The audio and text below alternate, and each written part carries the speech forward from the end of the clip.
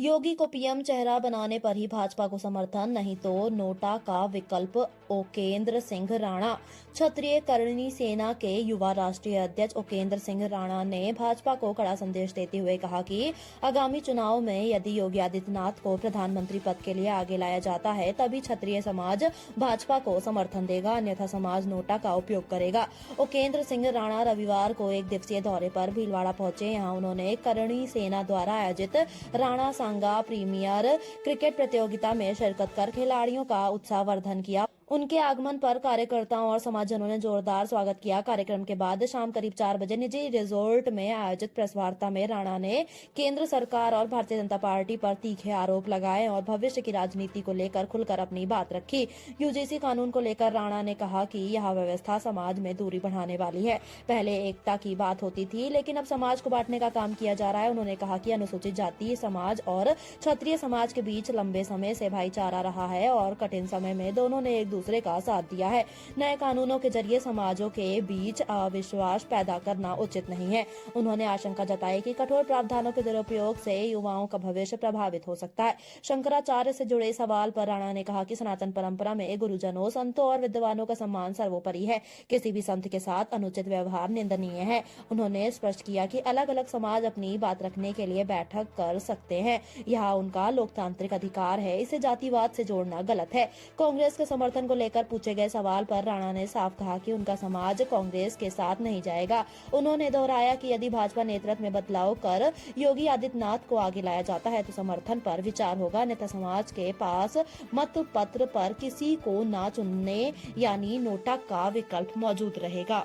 देखिए, आज हम राणा सांगा प्रीमियर जो आज क्रिकेट प्रतियोगिता हो रही है अपने भीलवाड़ा में, मैं आप सभी आज जिले की कई टीमों ने जो भाग लिया है उन सभी भाइयों का बहुत बहुत धन्यवाद और उनका भी स्वागत है। हम बताना चाहते हैं कि हमेशा हम लोग जो है क्या सब करणी सेना परिवार जो है वो जाना जाता है अपने इतिहास के लिए, अपने धर्म राष्ट्र के लिए, लेकिन हमने ये पहल हुई है कि जो क्रिकेट का जो आज कार्यक्रम हुआ है, जो आज उनका फाइनल है, तो ऐसे हमने हमेशा जो है कि आगे भी ऐसे खेल होने चाहिए।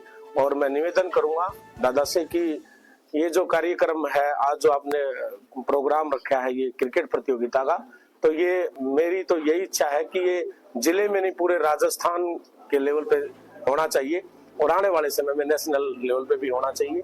तो खेल कूद में भी बहुत जरूरी है। युवाओं को सबको एक बड़ा मैसेज जाता है कि हम जो है कि हमारा समाज जो है, हमारे संगठन जो है वो खेल कूद के प्रति जागरूक है। यूजीसी जो कानून है वो ये है कि ये जो हमारे प्रधानमंत्री नरेंद्र मोदी जी लेकर आए हैं, भाजपा सरकार लेकर के आई है, हमने जो है भाजपा सरकार ने क्या किया है कि पहले तो धर्म की बात करती थी कि बटोगे तो कटोगे, लेकिन अब वो खुद ही बांट रहे हैं और खुद ही हमें जो है कि तोड़ने की कोशिश कर रहे हैं। हमारा एससी समाज से अच्छा भाईचारा रहा है। उन्होंने हमारा हर पल हर जगह जगह उन्होंने भी साथ दिया है। हम भी जब जहां जरूरत पड़ी है तो उनके साथ हमेशा खड़े रहे हैं। लेकिन इस प्रकार के एक्ट ला करके समाज को तोड़ने का काम कर रही है सरकार। पहले धर्म की बात करती थी, आपस में हिंदू मुस्लिम को लड़ाते थे, आज जो है कि आपस में हिंदुओं को ही लड़ा रहे हैं।